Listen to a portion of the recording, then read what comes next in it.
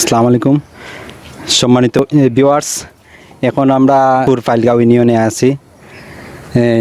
এই যে আমাদের পিছনে যে সাইনবোর্ডটা আছে জননী ডেইরি ফার্ম, উনি বিগত 10-12 বছর যাবৎ দুবাইয়ে বসবাস করেন এবং এর পাশাপাশি উনি বাংলাদেশে একটি খামার তৈরি করেছেন এবং ওনার উদ্যোগ যে বিদেশ না গিয়ে যদি আমরা দেশও খামারের বিধিব্যবস্থা করতে পারি আর দেশও এইভাবে গরু লালন পালন করে আর স্বাবলম্বী হইতে পারি, ওটাই তাইনের মূল উদ্দেশ্য। তাহলে আমরা এখন ওনার খামার পরিদর্শন করব। আপনারা আমাদের আজকের স্বদেশ অনলাইন টিভির সাথে থাকুন। আমি দর্শকদের উদ্দেশ্য বলছি, আর আপনারা আইসেন, আমি অত্যন্ত খুশি হয়েছি। তো সবচেয়ে বড় কথা হইল গিয়ে যে আমি তো আসলে প্রবাসী, দুবাই প্রবাসী। তো দুবাইতে আমার ব্যবসা বাণিজ্য আছে, বাতি দাইনও আছে। তো আমি তো আসলে আমার বাবাও এখন গৃহস্থমান, তো আমিও পাশাপাশি আমার বাবারও গরু আছিল। তো ওখানে আমার একটা শখ, সবসময় গরুর পাশে থাকতাম। এটা শখে করছি আমি, প্লাস ওখান তো আমার বিজনেসে পরিণত হয়ে গেছে। তো আশা করি দর্শকদের উদ্দেশ্যে আরও কিছু বলবো আমি, যে গরুর খামার করা প্লাস শখের বিষয়। আর ওই দেখেন গরুগুলো আমি অতি যত্ন সহকারে পালিত করি। আমি এখন বিজনেসের মধ্যেও আছি, বিদেশেও আছি। আমি আজকে 3 বছর যাবৎ গরুর ফার্ম নিয়ে আছি, কাজ করতেছি। এখন কতটা আছে আপনার ফার্মে? আমার ফার্মে গরু আছে 50টা আছিল। এখন বিক্রি কইরা দিছি প্রায় 30টার মতো। আবার পূরণ করে লিছি।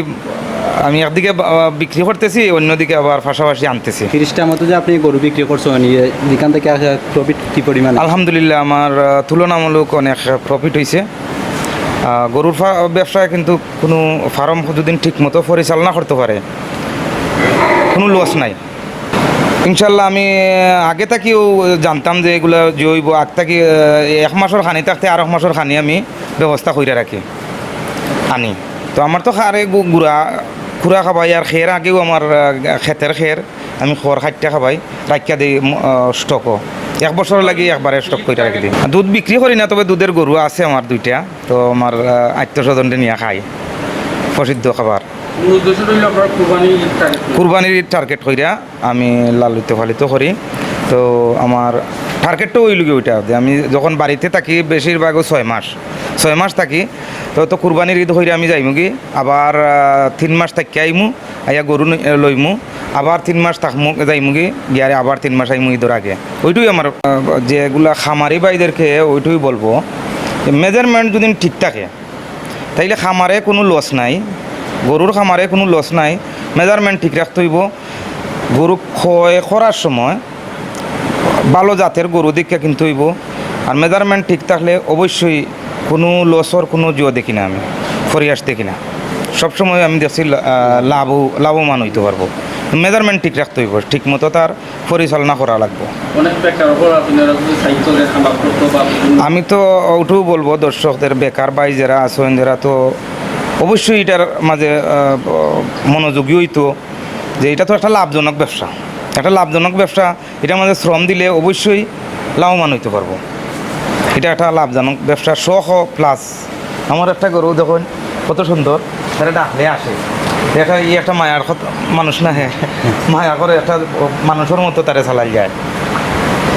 যে সবাই আসুক, এগিয়ে আসুক। আমরা কেন ইন্ডিয়ার থেকে গরু নামাবো, ভারত থেকে গরু আনবো, আমাদের দেশে গরু খামার করুকা। আর বেকার বাইরা ওই কাজে মনোযোগী হোকা, অবশ্যই লাভবান হইবা। সবার কাছে আসসালামু আলাইকুম। সম্মানিত ভিউয়ার্স, জগন্নাথপুর উপজেলার ফাইলগাঁও ইউনিয়নে আমরা একটা খামার পরিদর্শন করেছি। অত্যন্ত খুব সুন্দর এবং ভালো পরিবেশে উনি গরু লালন পালন করছেন। আশা করি আগামীতে আমাদের যে যুবক ভাইয়েরা আছে তারাও গরু লালন পালন করবেন। আর তাইনের যে বক্তব্য আমরা শুনছি, খুবই ভালো লাগছে। তাইনি একজন প্রবাসী মানুষ হইয়া যে, আর এভাবে লাভজনক ব্যবসার প্রতি আমরা সব এগিয়ে আসার জন্য অনুরোধ করতেছি। আমরা আগামীতে আরও নতুন খামারে আমাদের আজকের স্বদেশ অনলাইন টিভিকে নিয়ে আপনাদের সাথে থাকবো। আপনারা আমাদের সাথে থাকুন। ধন্যবাদ সবাইকে।